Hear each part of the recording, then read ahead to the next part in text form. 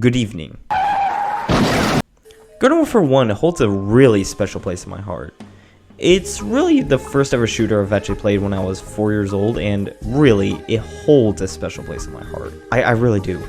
So, when it comes to the sequel, obviously it's way better than GW1, but I feel like there's one thing that GW1 exceeds way more than GW2, the art style and the music.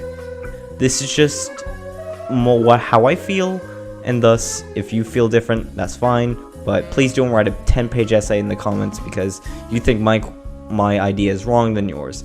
Good? Good. Okay. So, the art style of GW1 is, in my opinion, way better than the two other shooters, BFN being the worst. Which I really find GW1's art style to be very interesting. In fact, I really think GW1's art style is the most unique art style out of all the games. You don't believe me? Well, here's my reasoning. GW1 feels this. It's a realistic, cartoony game.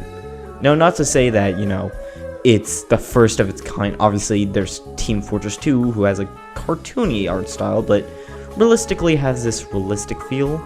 But what comes with GW1 is just feels different. GW2 has that cartoony art style, and obviously has some GW1 aspect, but still you could see they mostly went for the cartoony art style, and BFN meanwhile.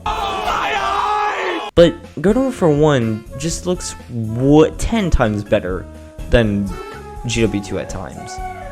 Especially with the nighttime maps. Oh my goodness. I really want to set this as my wallpaper. Because when I look at most of these maps, it feels lively. I think that's just because how the game was set.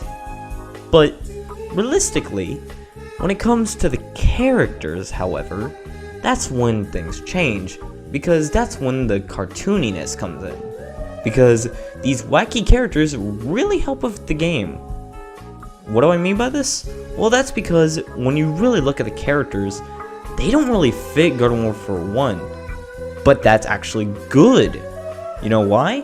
Well, team recognition. We all love team recognition, don't we? I mean, well, it's a team-based shooter. Of course, we're supposed to know who you're shooting at. So, I'll try to make this as short as possible. Let's take All-Star for an example.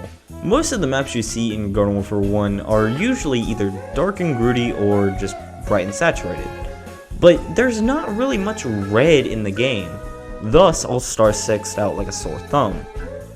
But that's a good thing because you can decipher that's an All-Star because of all the red.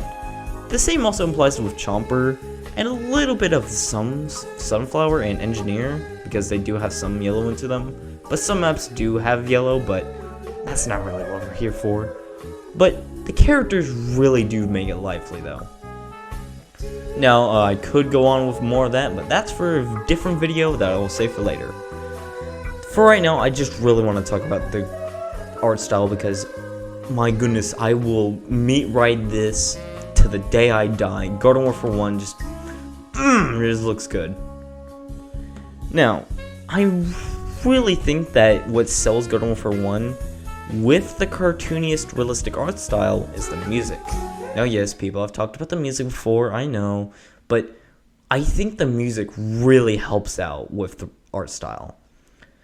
See, it has this little cartooniness feel, a little bit to it, but also this military-esque feel. I'll play some of the music in the background, especially with Bad Juice, which, my goodness, and some of them too, like I think A-Team really does that well, where it has a goofy instrument to it, but it has that army feel, like something that it would be foot soldiers theme, I may be going off the rails because it's like 1 AM.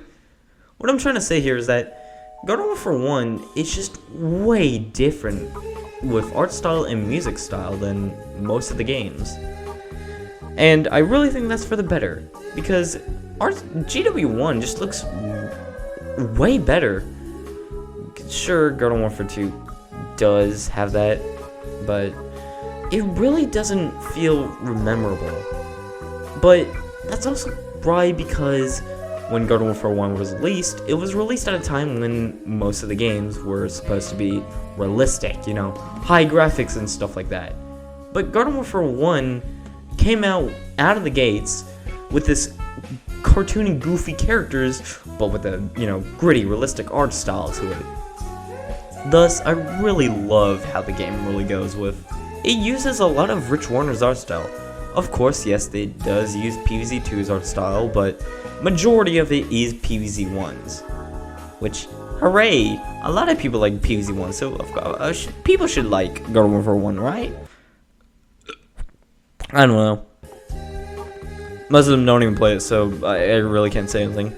But what I really like about Garden Warfare 1 with this is just how Garden Warfare 1 feels like PvZ1. I've seen this thrown around a bunch, and I agree. Like, Garden Warfare 2 has this weird thing where it's mostly about time travel. And you know what else game has a time travel function? PvZ2. Thus, Garden Warfare 1 feels like PvZ1.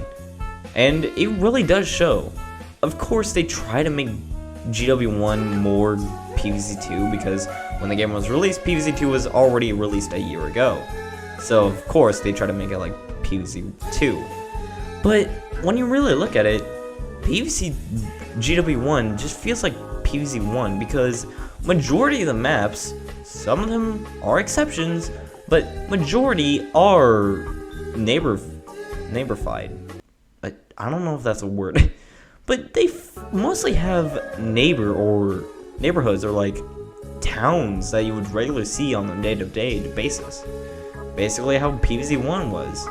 But if you really look at these two, they really do feel the same. Except one is in 3D and the other one is 2D, but does it really matter? But I really love it for that. And I really agree. I have nothing else more to say other than I just wanted to glaze Garden Warfare 1's art style and just the music in general. Because I love this franchise, man. I really do. It's a shame we won't get another third game. But that's fine. Because probably even if a third game did come out, it would be horrible. Especially with the art style.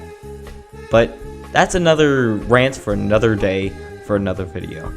And I really need to go to bed, because it's almost 2. Anyways, thanks for hearing me ramble about stuff you don't care about. And thus, I must go to bed. Have a good night.